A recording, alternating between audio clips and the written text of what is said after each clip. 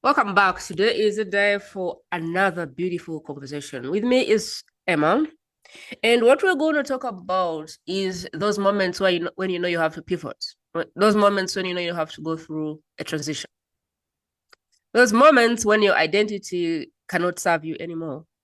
You've had a divorce, and so you're forced to find yourself again. You've had your children forever, and now they've left you, and you're like, okay, who am I? You've had a job for years and years, and they've laid you off, and you're like, what is this new me? Like, what am I supposed to do with my life? It can't be anything. In business, you have a business and you just wake up and feel like I have outgrown this thing.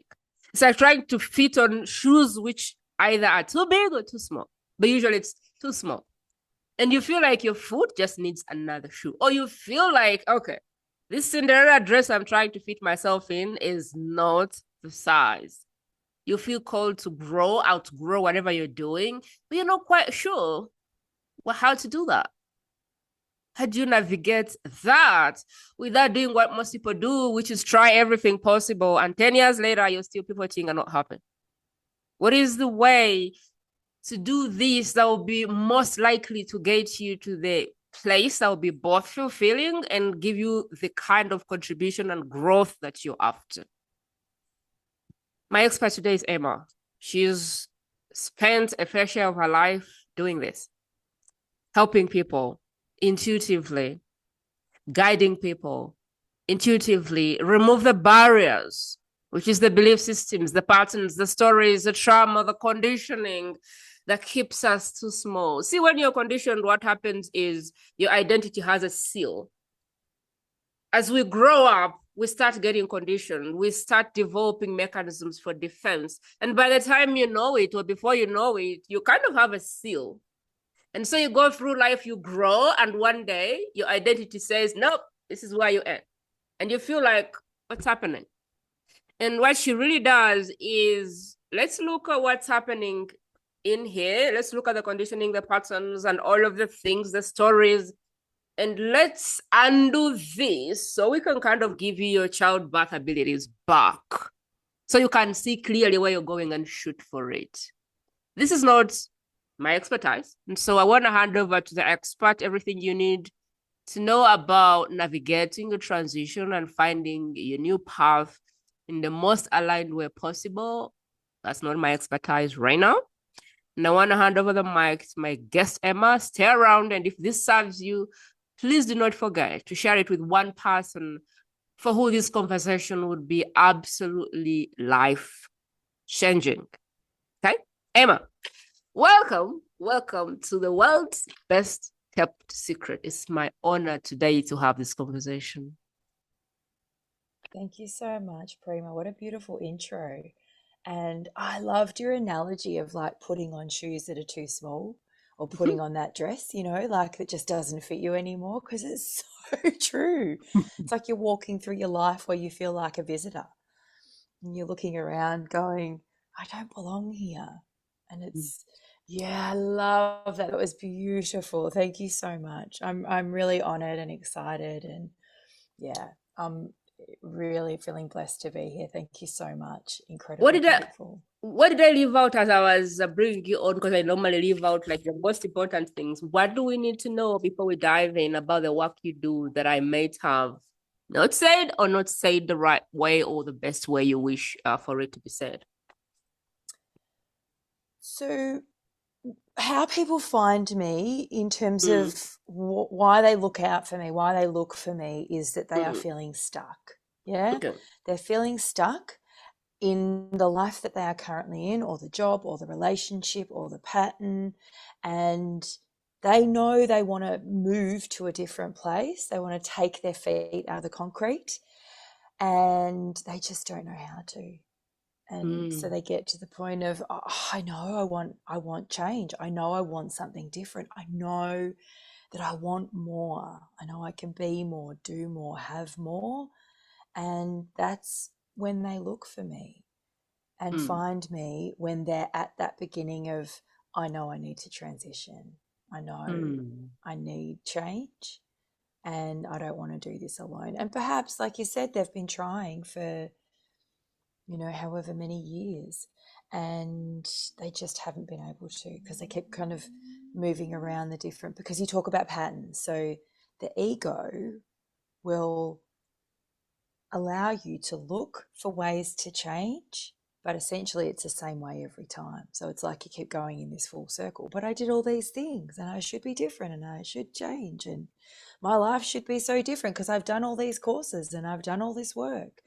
Mm. And you're still in that same pattern because you haven't gotten underneath it. So yeah, that's When I really hear much you say advice. that, I'm thinking about running like on a ring road and wondering why you're not getting in a new destination or a new city. Or could you give us practical examples of the kind of stuff? Because my head is going to, you're in business and you've taken course after course after course, coach after coach, but you don't seem to cut through. It's like the strategies are not working. You're in a marriage and you know something is not working, or maybe you keep attracting the same type of toxic people. Where does, give me an example or examples of the situations in life where I may be to know, oh my God, this is my conversation. So let's say career wise, Mm, I've had the experience of working with beautiful clients that they'll move to different companies and find themselves in the same position, same working with the same kinds of people, having the same kinds of experiences, and then reinventing themselves again, going into a different workplace because they're looking for a kind of culture. And what I do is actually help them see and understand deeply uncomfortably, because we've got to own all of our stuff, is that they are creating these situations based on the beliefs that they have. So, for example, one client that I have worked with, same thing, just kept going around in career circle, and one of their core beliefs, because core beliefs are in subconscious mind, so we're going right into it now, was that they weren't worthy. So they mm, would go into workplaces and consistently work with people that would tell them just how unworthy they were. And so when they were pouring themselves into work, it just, like, some of the projects wouldn't quite come off because they had a belief. So it's like self-sabotage, but they just couldn't see it because it was unconscious to them. They couldn't see that the words that they were saying, the actions that they were taking were the same thing, just dressed in a different outfit, just dressed mm. a different way, just that, like similar hairstyle, but actually the same. But, like, tried to make it look different, ponytail in different directions, but still it was the same ponytail. And once they got to the core belief of not being worthy, they Mm, could actually then bring all their unconscious patterns into the conscious, so into their waking mm, awareness, and start to change what they were doing. And it created really powerful conversations for them where they could actually say no.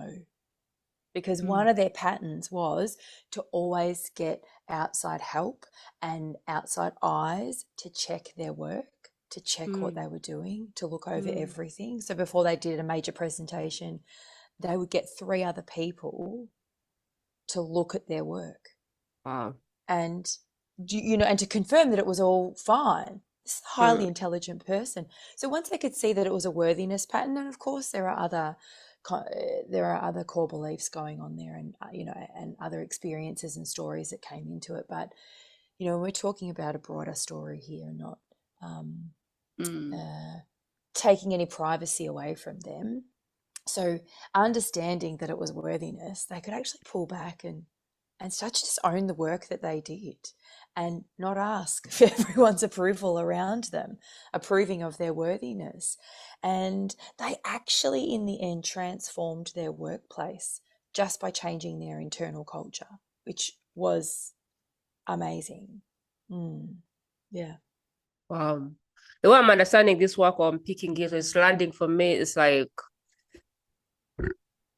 when your lens of the world is tinted and you keep making choices from a tinted lens, but these choices keep bringing you to the same results that you do not want. Mm. And doing that may be enough or not enough, but coming to a place where you realize that the results that you're having are being created by you. So instead of looking for another job or another husband or another coach saying, okay, what is it that I can improve? What is it that I can change? What is it that I need to do to clear these layers so that I see things for what they are, not for how my programming or ego is seeing them? And so making choices that serve you better because you have new eyes, is that kind of what's going to happen here? Oh, yes, because what occurs Mm, is you're able to go into the higher perspective. mm, You're able to go into, and it depends on your belief systems, you know, the languaging that you use, but it's higher self. You get to go into that higher mind, higher heart, higher everything. mm, And it's like sitting on top of a pendulum mm. and watching it swing. But all you're doing is just watching it swing. You're not involved in it anymore. You're not so attached to it and so ingrained in it. You can just see the swing between your ego and soul and other people's as well. Because when you become awake and aware to yourself, you then become far more awake and aware to other people, which means you can have a much bigger impact within your relationships. Because I was just thinking about this recently, and it was through a client conversation. We're part of someone else's creation as well. And you get to choose whether you want to be part of that creation. So once you understand that you're creating your life and you Mm. have that awareness, you then see that you're part of someone else's creation and how they're creating their lives. And you get to decide whether you want to be part of that or not. Free will. I've Ooh! told you. Free will. No have to, must to, need to know. Like, do you want to do it or not? Do you want to be a part of this or not? I love this conversation. Emma, I would love to dive into like what brought you to a point where this work was suddenly like, okay, I need to do this. Like, this is the work I'm being called to do. What was your life like before you figured out all of this? And how did you come to the experiences that led you to do this work? I was I was stuck in my own patterns. And I always got a sense of more. Like I never quite,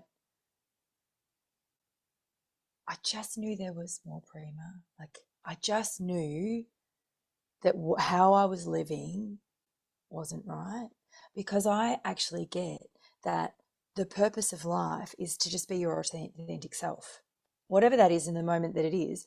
And when you are your absolute authentic self, you're going to feel good. Mm, Even in the moments that aren't sunshine and moonbeam, you're actually still going to be able to feel good.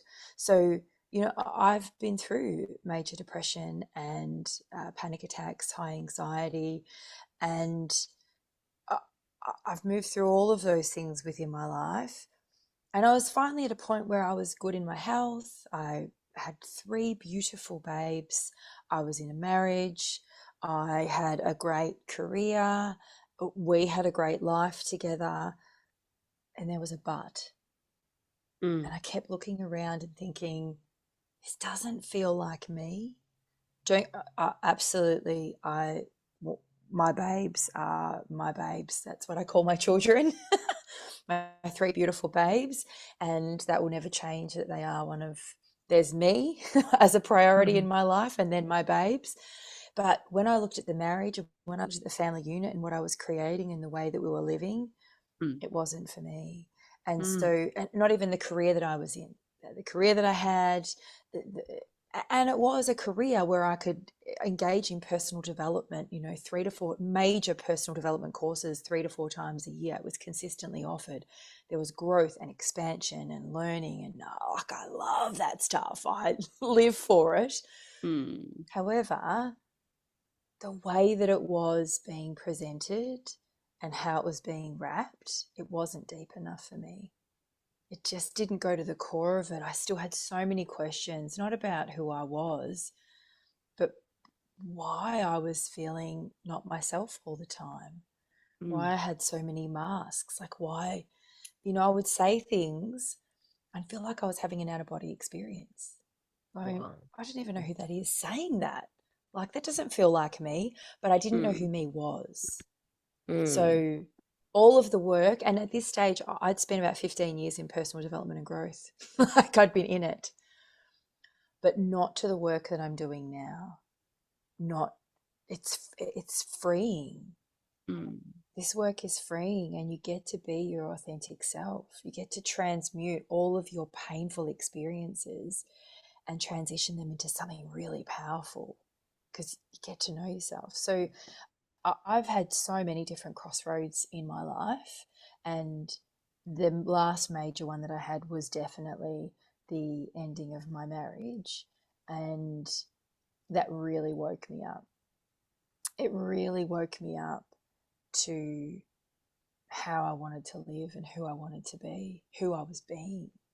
Because it wasn't my authentic self, I can tell you. I was not being me. I was being versions of me based on what other people needed from me. So the mother, the business owner, the wife, the friend. And it was really heavy, and it was hard, and I was tired, and it just didn't feel good to me. You said a lot of things, Emma. You said a lot of things. I recall quitting my job 10 years ago, and I had only done that job for 6 years. Took me 4 years to say, yeah, I'm out. Took me, I remember there's a time I prayed, I said, God, I need to be fired, because I didn't want to be at the job and no one was firing me. I said, God, if being fired is the way that I leave this job, do it. I was in the job for 6 years, and 4 of those years, I knew I needed to be out. I was just checked out mentally. It was so hard because the benefits were good. My medical bills were paid. I had benefits. I had that identity there. And 4 years, I sat there and said, what am I doing here? One day, I got a new supervisor who was like very new to the job. I'd been at it for 5 years, 6 years at that point. She was very new. She had no idea what she did. We monitored nodes as an engineer. And I was always monitoring my things and listening to like Tony Robbins or Oprah or one of those people that inspired me. And she came and said, the rules are changing. And I was like, excuse me? You're not allowed to listen to anything else that is not work related during working hours. I looked at her and I said, have you had a chance to look at my work? I've never missed a node, never missed anything. And yet, I always listen to my staff. She was like, I don't care. I'm monitoring you right now, and I do not want to see you listening to anything that is not work related during work hours. I said, really? That day, I woke up, went to my boss's office, and I put in my resignation. And I said, this is it. So you said so many things, but for me, my experience leaving my job, it was so hard. Yet I knew beyond doubt that this wasn't the place for me. But for me, it kind of took something being cut off, which I wasn't willing to lose. My personal development, I wasn't willing to lose that, because that's where all my joy came from. And I was like, it's very clear to me, I need to choose, and I'm choosing. I told her, don't force me to choose, because I'll choose. She was like, I don't care. I was like, cool. I kept with my headsets. The day ended. She wrote an email to her supervisor, blah, blah, blah. I was like, okay. Next day, got my resignation letter, had edited. That was it. Talked about leaving your marriage. Look, I think what you're talking about. Courage. At the time, and even now, I don't, people say that. And it's like you, there's just a moment that you come to and you recognize this is the thought that went through my head, and I can say it because it's something that I've said to my children's father, my ex, and I don't like calling him my ex. He's, their dad, and he's the father of my children. And I've said this to him a long time after we separated, that, I didn't want to spend the next 18 years in that. And that's what dawned on me. We'd been together for 18 years. And I thought, I don't want him to change. I don't need him to do that. So even without knowing what I know now, I knew then that it wasn't about him, that it was Mm, about me, that I was changing, and I knew there was more in me, and I wanted to go there, but I knew he wasn't the person that I was going to be able to do that with. And mm, so I find that with most people that embark on the deep work that I do is that they get to a breaking point, like mm, I must admit though, I'm going to say this because they're my favorite. All my clients are my favorites, I'm not going to lie. But I do love the people that are at that point where they don't have to be pushed into it, as in not pushed, that's not the right, but they're not waiting like you and I for a breaking point, like, okay, that's it. I've got no, it's like your ego, like you get to this point where soul and ego are like having this war and going, we have no choice. You can either go with your soul or go with your ego. What are you going to do? mm, And mm, if you go with your ego, it's never going to be a happy little path that you go down. But I do love clients when they come to me where they're like, I know I have to transition mm. and I don't know how to do it, but they're not at breaking point. I've actually got a client like that at the moment who's going into a creative path in her career and amazing. But she came to me for that reason. She's like, I know that you're going to help me transition. I know that you're going to do that. And this is what I want to do. This is what I want to go to. And let's do it. I'm like, great.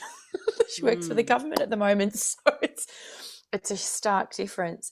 But we often wait for a breaking point in order to crack open and to go, okay, well, I've got to change. I have to do it. Mm.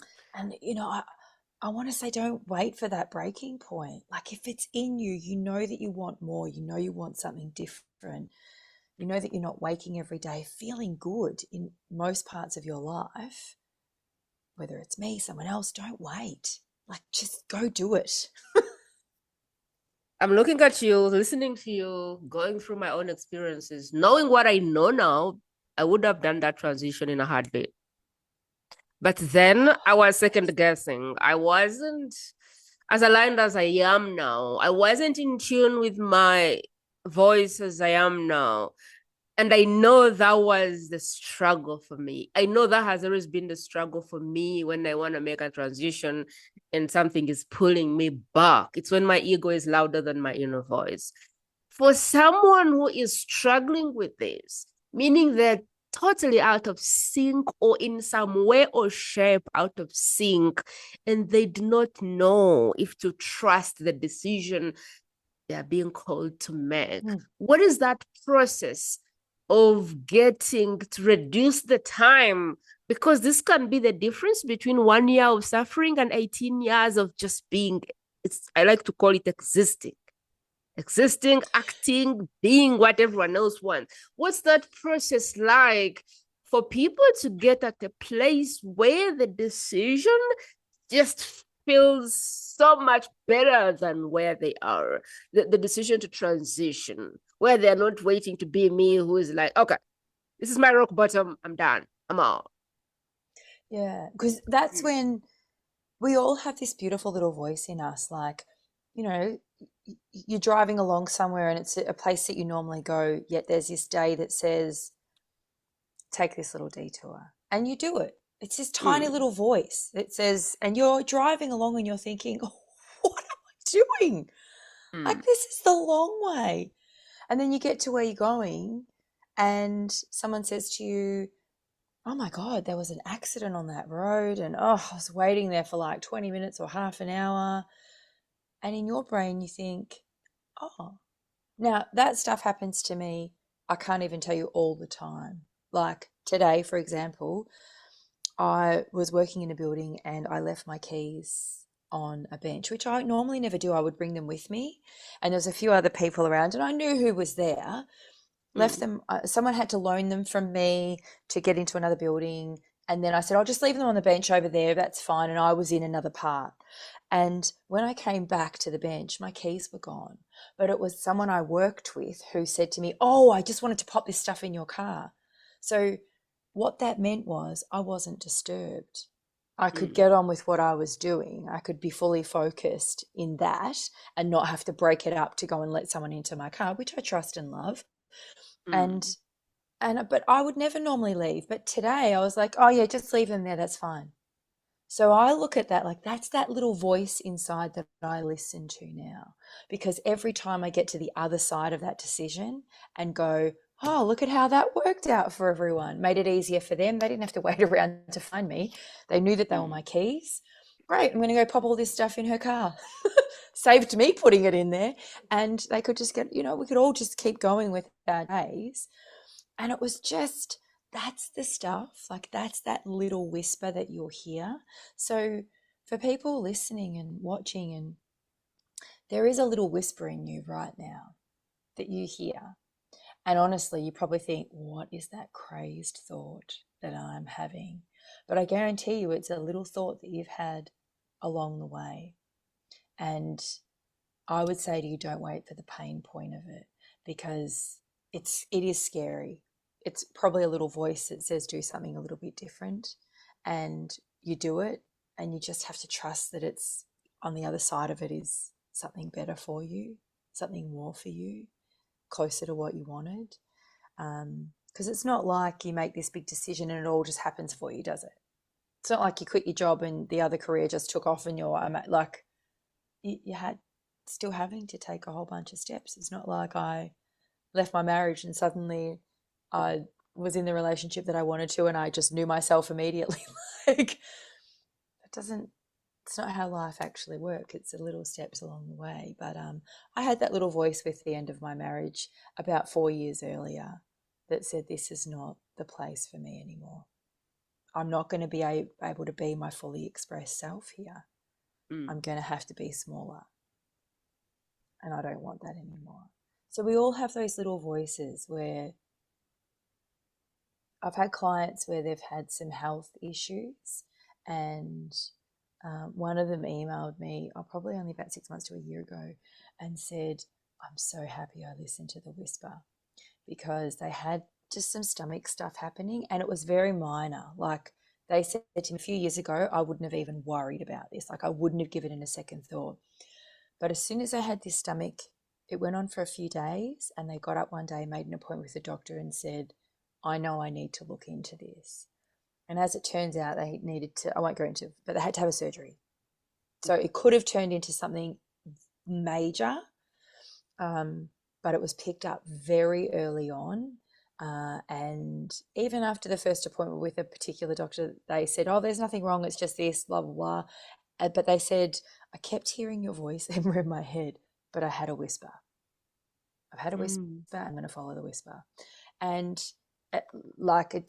it could have been a health issue that they would have experienced for the rest of their life, but they caught it early and it's been fixed, and they can just keep moving on with their lives now.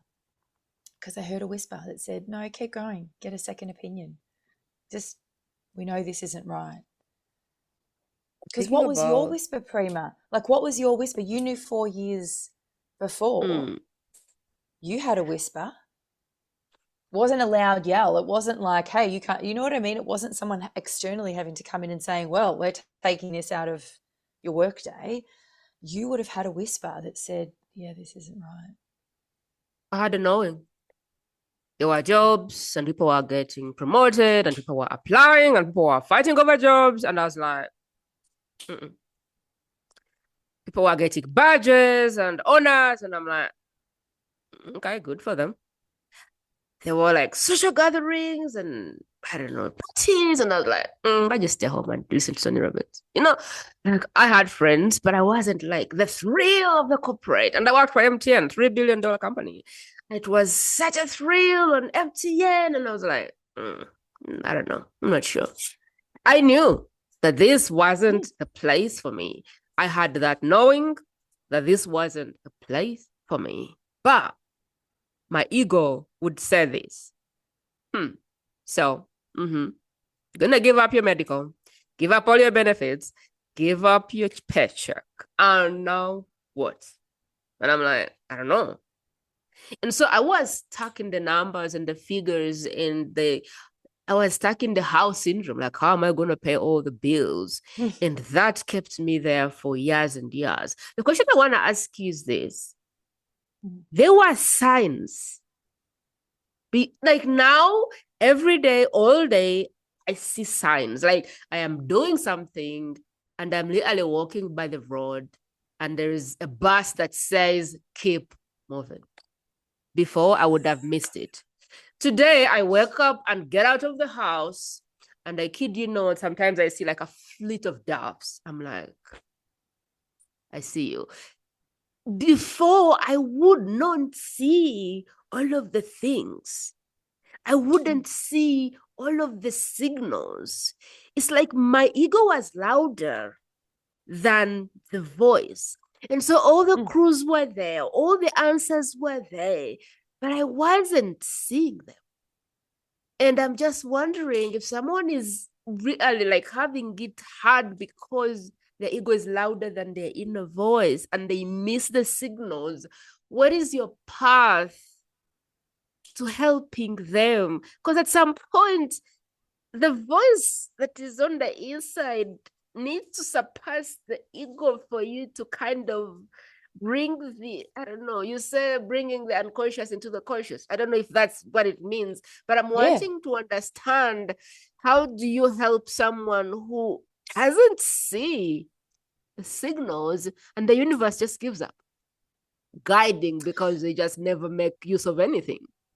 Well, they never do. The universe never gives up. Okay. It doesn't. And so the universe didn't give up on us, did it? Mm.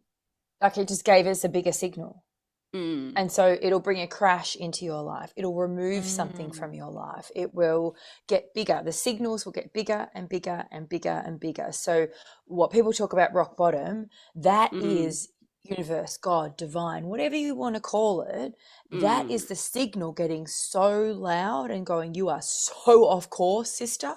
Like, brother, take some notice. And that's what's going on. So the Mm. fact that it had to get bigger and bigger and bigger and bigger and bigger, there has to be something that is so big and removed from your life that you become a little bit more awake. You go, oh, okay, I'm listening now. Mm. And, but you do have to go looking for it. You Mm. have to then take the step, because what happens is you go back to that start of the cycle again. Mm. And for some people, the start of the cycle is, well, this always happens to me. You know, this is my life. This is just how it is. And they accept that they'll trudge along, move along in their lives, little bits, until something really big happens and they have to make a bit of a change.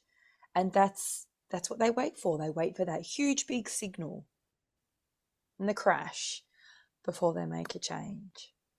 I like how you said it. It gets loud. I never saw it like that. It gets louder and louder and louder. And by the time you're at rock bottom, the universe has been speaking, but you haven't been listening. And it's now saying, okay, this is a wake up slap, and we need you to wake up. Wow, that's really good. So if I am in the middle, or if I am thinking, all right, I need to transition, I need to get out of this place that no longer serves me, these shoes no longer fit, and I am tired of making my feet bleed, I need to put on another pair of shoes. What is that step one to step something you take clients through to manage, or to, it's like embodiment, like it's like you have to practice in the new shoes until you're comfortable. So give me that like step by Yep. step of how someone can move from this place which no longer serves them to a place they're being called to, without breaking or freaking out or collapsing, or because on your own you could. Yeah. Okay. So I work with clients over 12 months. That's the Mm. minimum that I will work with someone, because that's when we're talking about transitioning, transforming, and transmuting. Mm. It's not a 12-week program. It's not, it Mm. takes time. So I work with someone over 12 months.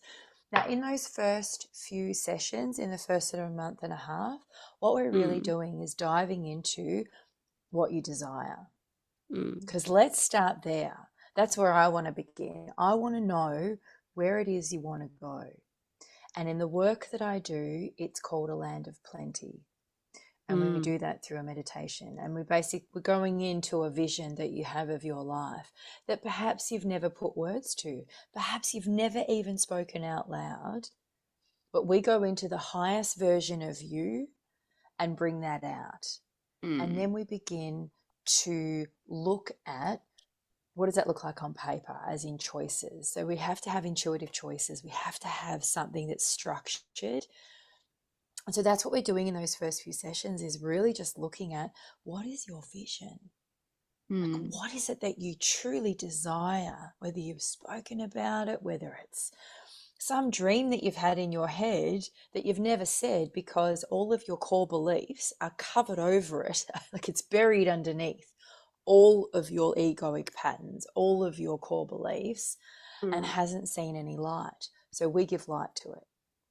And then from there, that's what we really work on, bringing that vision into your current reality. But we have to have a look at what's happening in your current reality. We have to look at what is blocking you, what's holding you back, what are the patterns of behavior that go on more all the time. So that's where the intuitive process begins. But that's the beginning point, is uncovering the true vision. Because I know a lot of clients I have will come with a list of goals that they want to achieve. And that's great. We unpack those a little bit and we go into a vision and we create this really beautiful vision that is your truth, is what you truly desire, but perhaps have never given any kind of air to, or never felt like you're allowed to. And yeah, and it's really powerful when people actually understand what it is they want to create. What kind of a life do I actually want?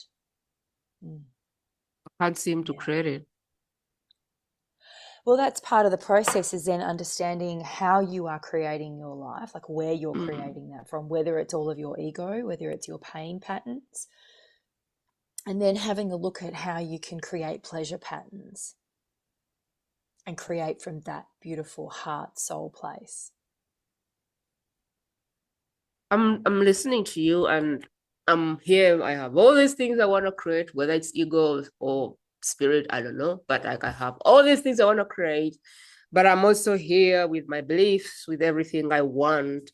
So I'm just wondering what What's the happens for me bridge? to kind of, what's the bridge Yeah. between Yeah. me over here thinking I'm not good enough, or whatever the thoughts, the story is, the proof is, people have their proof and their Yeah. belief systems and it's real for them, but they also have a vision over here.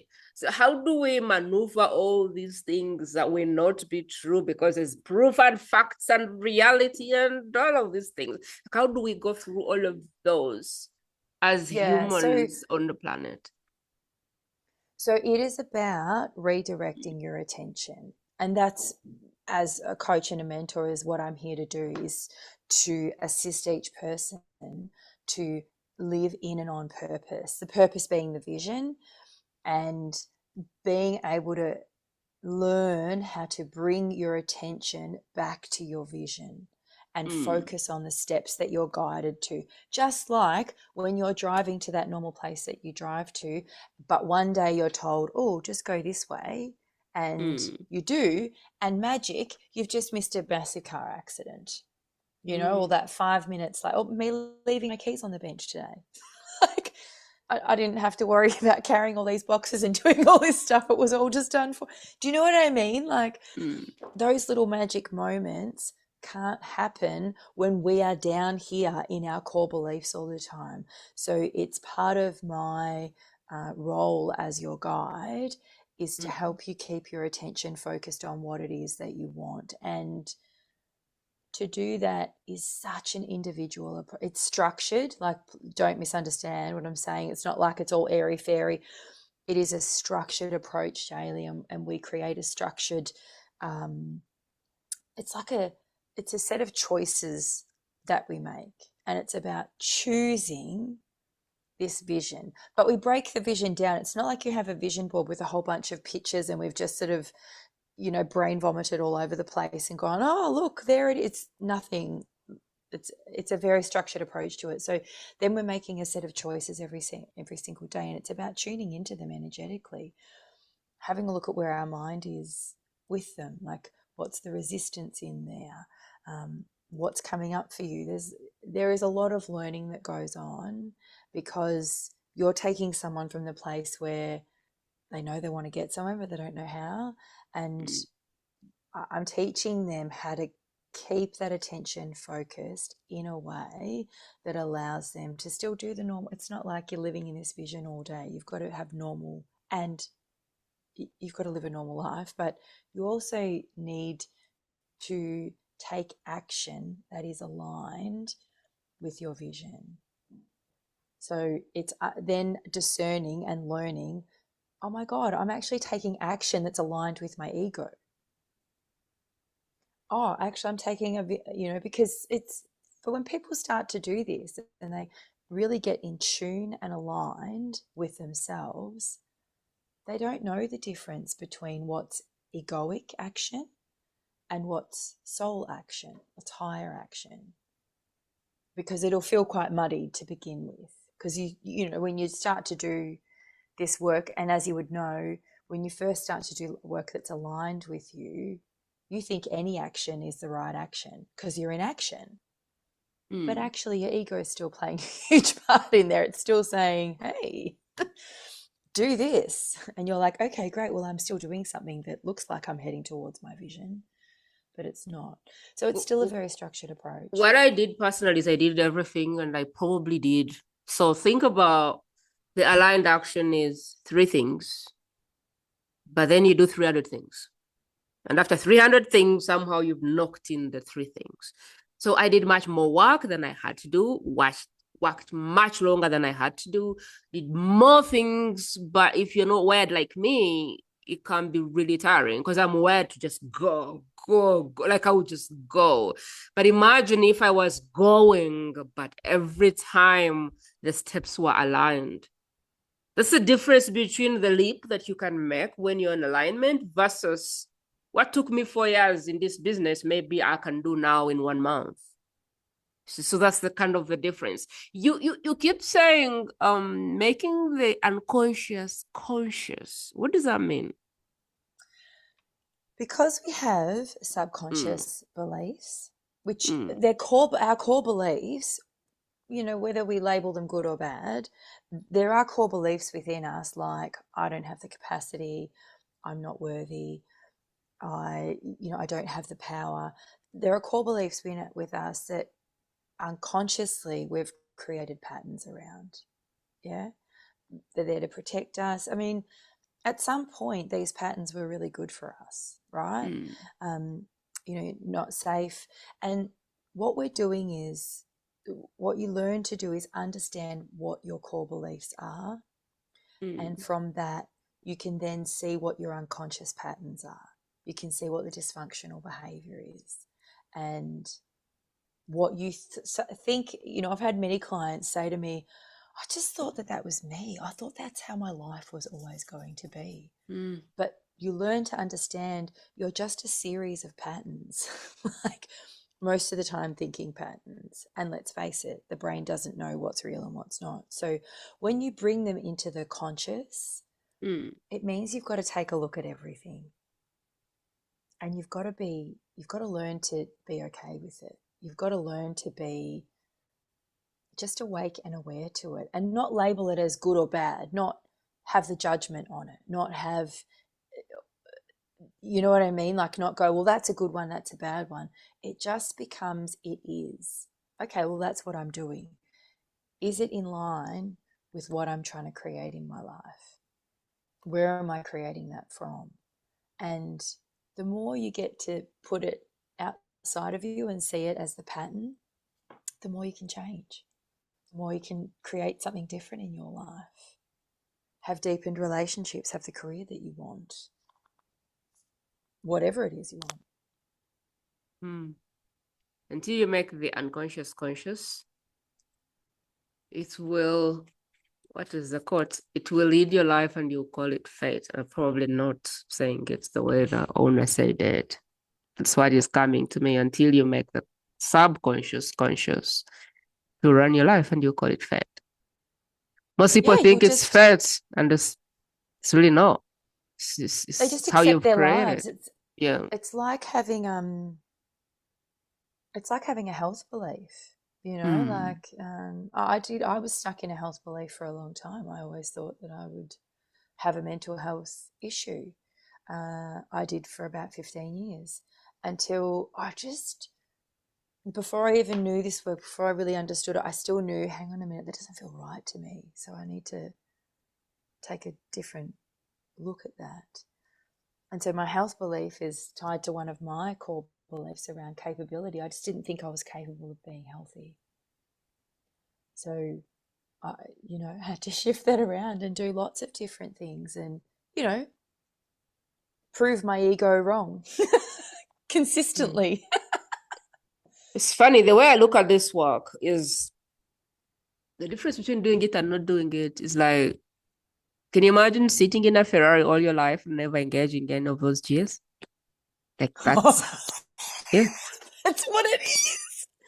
That is such a great way to describe it. It Yeah. so is because, I mean, we're a miracle, man. Like, honestly, I look at just our bodies alone, like our biology, and just, I mean, it's so unknown to us how we're a miracle walking around. Like, Yeah. seriously, there's not one doctor on the planet, even all the best scientists and the doctors in the world get together and still explain how our human body works and how the mind. They've only got such a small fragment of what we can do. And to be honest, I don't fully want to understand it, but man, I want to play with it. I want to see what I can Mm. do. I want to try all the gears. I want to go up to the sixth gear of the Ferrari I and see what really I want can to do. say that because if you feel like there's more in you, it's an obvious knowing. If you know that there's more in you, look at yourself as a Ferrari that is now operating as maybe a Toyota. No insult to Toyota, but you're a Ferrari, but you're not using 10% of its capacity. Like, really, that's how I say it. What else do we and it's really within you. If there is something which I always tell myself, if it's in me, it's for me. Yes. Yes. And that is exactly it. If there is something in you that says, I really want to do that, like I feel that feels like I want to try that, but it's terrifying because if it is within you, then it's welcome in the world. It's needed in the world. Mm. That, like, how many billions of people are there on the planet? Is it 7 or 8 billion people? Am I right? Like, you don't have to serve all of them, but if it is within you, whatever it is, it be like owning a cleaning company. It could be being a mechanic. Who cares what it is? But if there is something in you that says, yeah, this is not for me. Okay, here's the other way to look at it. Mm. If you are in your life thinking this is not for me and you don't know what it is you want to do, then this work is for you as well. Mm. Because this is the Mm. work that is going to get you to go, oh my God, that is what I want. Mm. And actually, I've always known it. I've had this little thought. I remember when I was a kid, I've had that from clients before where they've gone, I used to think about doing this when I was a kid all the time. And I didn't remember until I Mm. started doing it. And I'm like, well, here we are, having a good time, enjoying your life, doing the thing that Oh. you really want to do. But yeah, if there is a but, if there is a, this Mm. life does not feel like me, then it's not for you. But it's what you truly desire is welcome in the world. All of you is welcome in the world.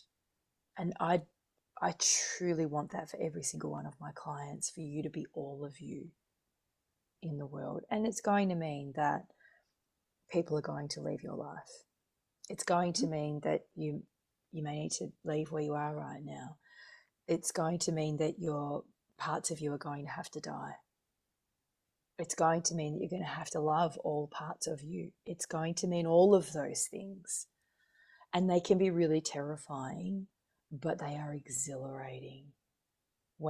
because it all becomes so unknown to you. Like I still get to know myself every single day, and I love getting to know me. I love who I continue to become. But that wasn't the me 10 years ago.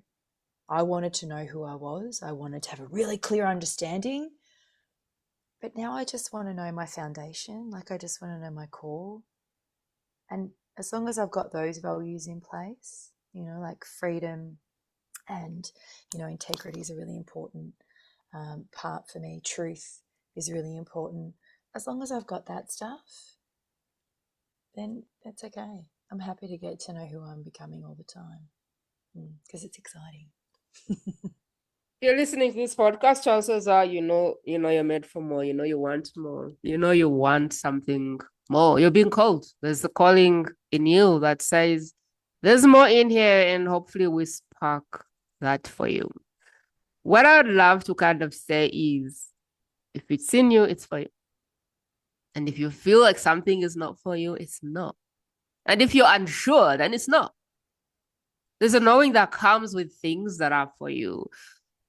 What I have found to be very helpful is drop the how am I gonna do it, because that does not belong to you.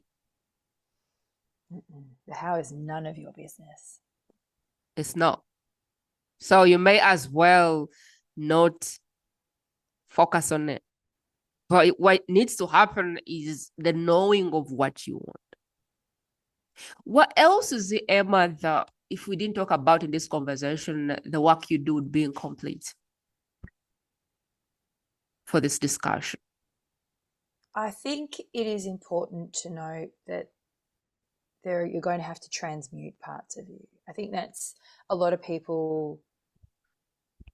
I think a lot of people feel when they begin to do this work, there is parts of them that they need to look at, and a lot of people shy away from that. They don't want to look at the darkness, or I think what people come across a lot in personal development, particularly these days, is they seem to want to stay in the dark stuff. They seem to want to stay in, the what you'd call the crappy bits of you, the parts that you don't like, or the numbing, all that stuff. And I think it's really important for people to understand it's such a small part of it. It's an important part of it. You've got to face the darkness, like you've got to face the bits that you don't want to face, but they're not for you to live there, though. It's not for you to stay there. It's not what we're born to do. Like, I look at, in your life, you're born to feel good. When we just look at a basic human physiological, the way we're built, we have all of our nerve endings on very edges of our skin. And for women, where their nerve endings are closer to their skin, right? So that's why we're more sensitive. Of course, we're the intuitive. But saying that, so when something feels good to you, it's a whole body yes, right? Like you feel good in it. So, and when something doesn't feel good, I would ask you this. We're born to feel good. And that to me is proof of it. Because I like it when I'm feeling good. I like touching something that feels good to me. I like putting something into my body that feels good to me.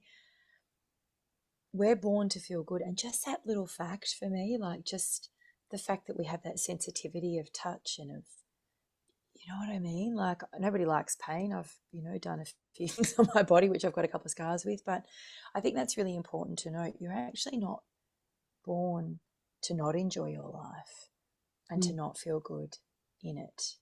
And that could be the very thing that actually gets you to wake up and go, oh my God, like I want to feel good all the time. And I don't mean feel good like fake happy. I mean, feel good for the choices that you make, even the hard ones.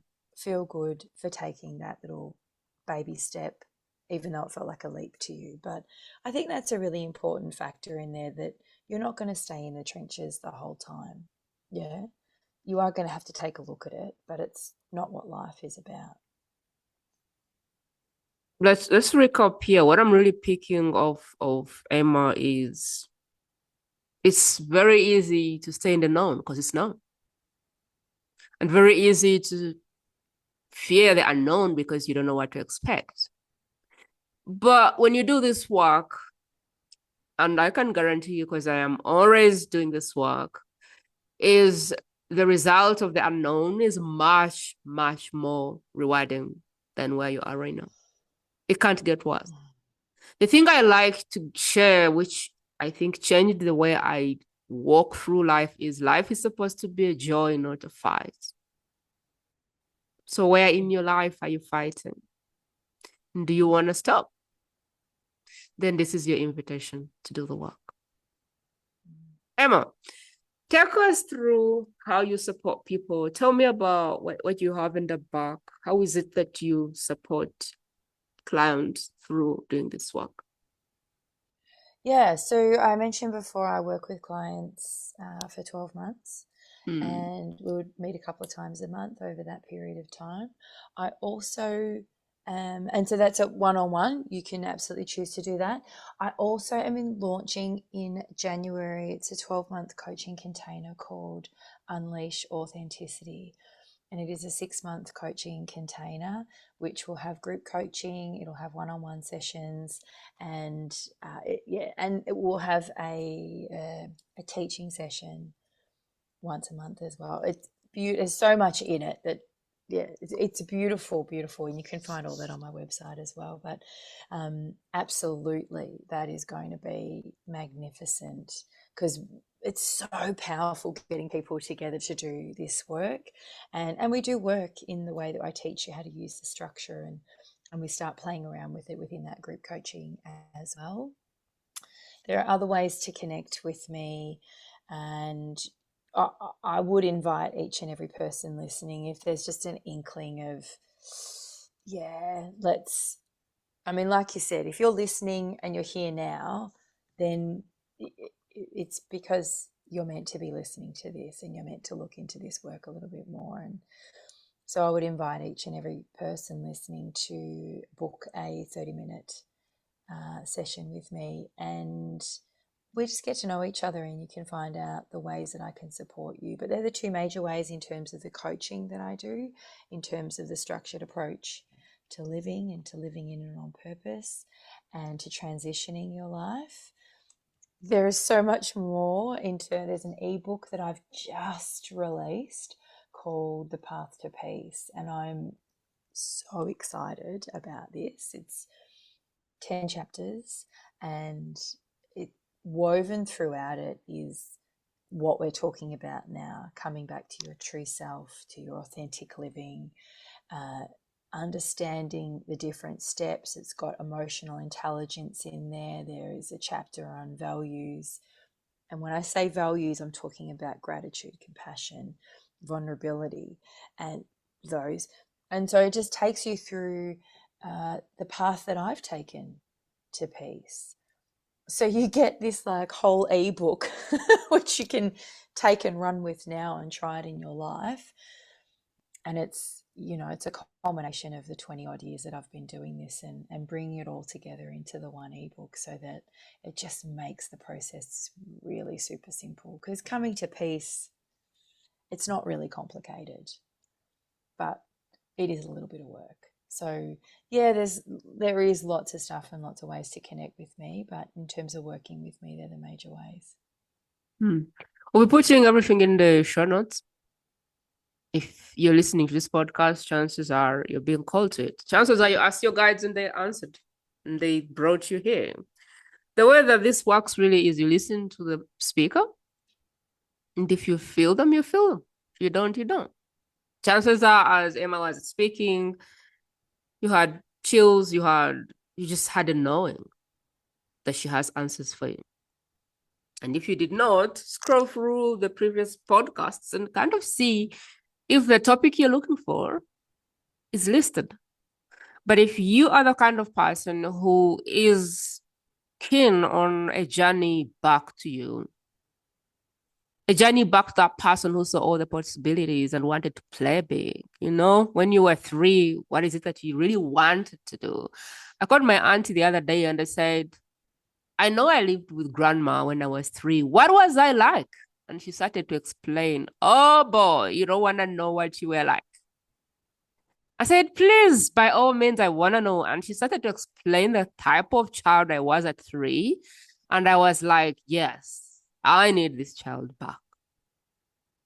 Like, I would tell my granddad off for things, and people would be like, oh my God. My granddad had 2 wives, and he used to play games.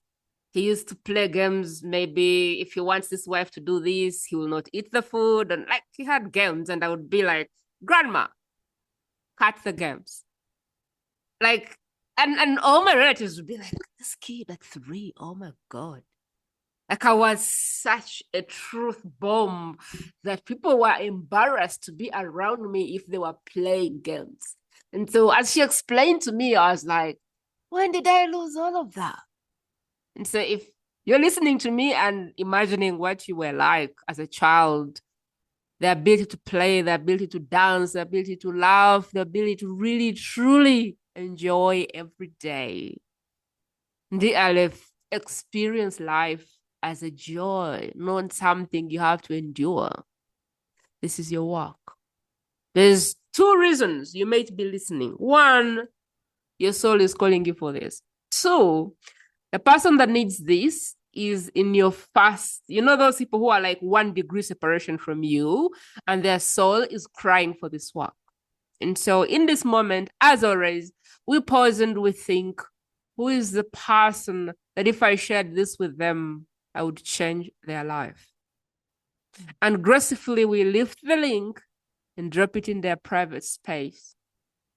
And the message is, I listened to this interview and I thought about you. That's all you have to do. And if you're listening to this and you're going, oh my God, someone sent me this, then you know that there is a string and there is a system, and we would love for you to keep this message going. That is the calling on this podcast, how the message goes. My goal is not to talk to everybody in this world, but my goal is to reach all the awakened souls that are crying for help, because there's help. Because everyone who comes on this podcast holds a gift and a desire to help and has a message that is answering the cry on someone else's soul. So my hope is that this podcast is the place where those that are crying for help eventually land to get their souls unlocked, and I do not know what else they are looking for. But this is the work we are doing here.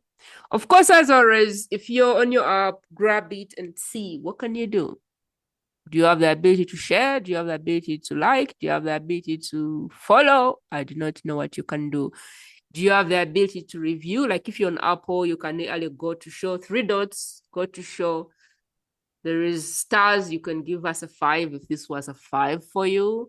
And then there is review podcast, and you can kind of leave a message which really tells the universe your experience of the podcast. That is what you can do in all honesty and sincerity to support this work. More about the work I do and more about the work Ema does will be in the show notes. So wherever you're watching this from or listening this from, just scroll through your show notes and you should see every other way to dig in, to dive in, to learn more about what you're doing here. And I think that's my invitation for you. Ema, it's been such a pleasure to have you. We really thank you for sparing a moment to be with us. What is it that you would love for us to go with as parting words? Really put simply, be you. Be all of you in the world. All of you is welcome, and feel good for being it because you're born to. The worst thing in life is walking around your life as a Ferrari and never engaging the J. So refuse to do that. I'm sending you all of my love and light and calling you out to play and play big. Blessings and love. See you next time. Thank you.